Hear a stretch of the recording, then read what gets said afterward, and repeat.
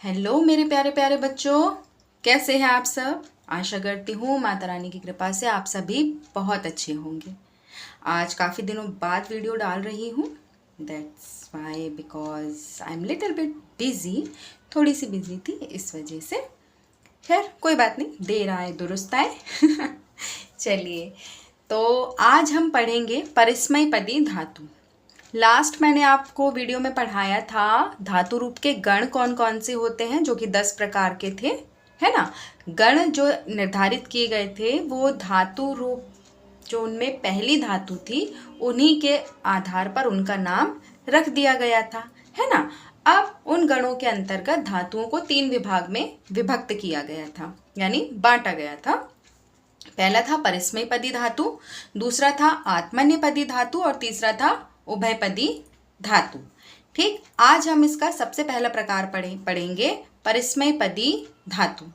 ठीक है, लेकिन वीडियो शुरू करने से पहले please like, comment, share and subscribe my channel, और वीडियो को लाइक ज़रूर किया कीजिए ताकि मुझे पता चले कि आप लोगों को मेरा काम अच्छा लग रहा है और मुझे अप्रिसिएशन मिले कि मैं और भी अच्छे तरीके से और भी सरल तरीके से आपके लिए टॉपिक्स लेकर आऊँ। ठीक है बच्चों, तो चलो आओ शुरू करते हैं। परिस्मयपदी धातुएं क्या होती हैं। सबसे पहले तो आप परिस्मय का अर्थ जान लीजिए। इससे होगा ये कि जब आप इसका अर्थ समझ जाएंगे बेटा, तो आपको आगे धातु समझने में भी आसानी होगी। जब भी हम किसी शब्द का या किसी वाक्य का अर्थ समझ लेते हैं तो हमें उसके बारे में जानने में ज़्यादा मेहनत नहीं करनी पड़ती। ठीक कह रही हूँ ना। तो चलिए, परिस्मय का शाब्दिक अर्थ होता है दूसरों के लिए। परिस्मय यानी दूसरों के लिए। एक शब्द आपने सुना होगा अक्सर हिंदी में, परिस्पर, एक दूसरे के लिए, वो होता है परस्पर, एक दूसरे में।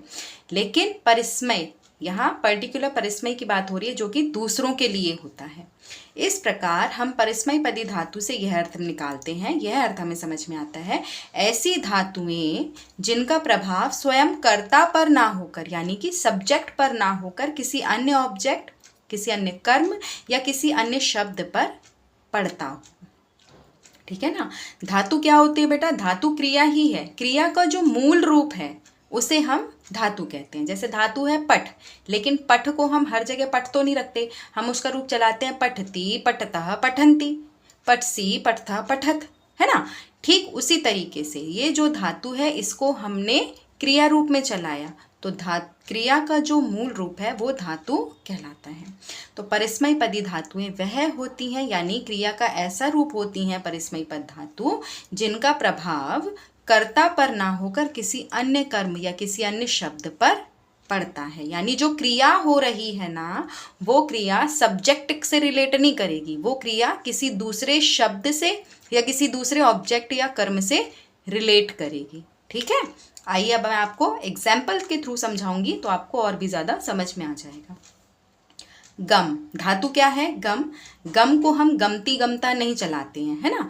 गम को हम पहले करते हैं गच्छ और फिर गच्छ के रूप चलते हैं, गच्छति, गच्छता, गच्छन्ति, है ना, पता होगा आपको। Very good. तो अब देखिए, अहम ग्रामम गच्छामि, मैं गांव जाता हूँ। यहाँ क्रिया क्या है, गच्छामि, जाता हूँ, है ना। यहाँ क्रिया का प्रभाव ग्रामम पर पड़ रहा है जो कि कर्ता नहीं है। मैं गांव जाता हूँ, कहाँ जाता हूँ, गांव जाता हूँ, तो जाने का प्रभाव किस पर पड़ रहा है, गांव पर, है ना।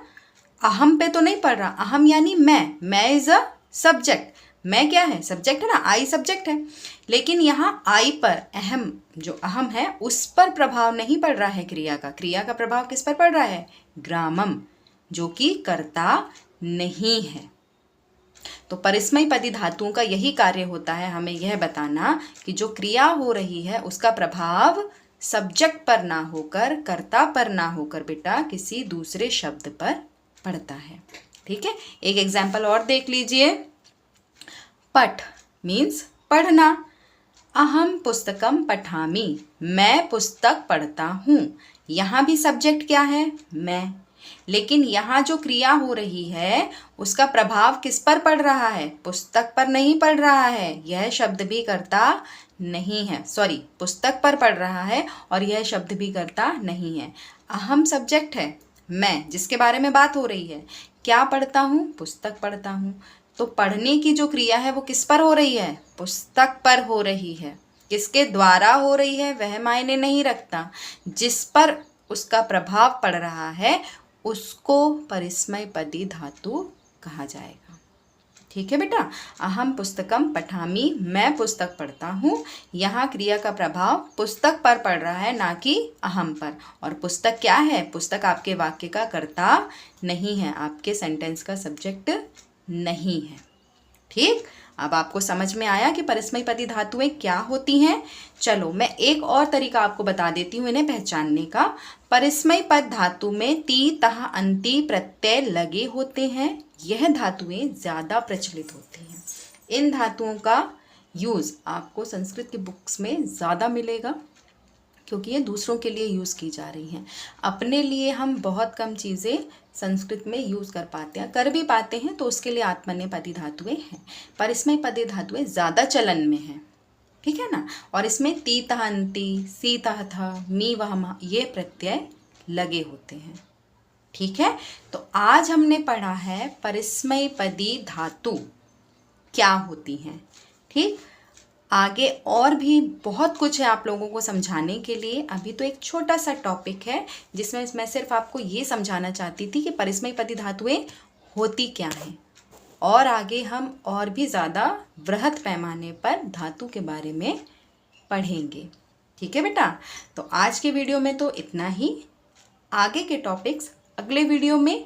तब तक के लिए स्वस्थ रहें, व्यस्त रहें, मस्त रहें, अपना ख्याल रखें और अपनी मम्मा का भी ख्याल रखें। बाय बेटा, टेक केयर ऑफ़ योरसेल्फ।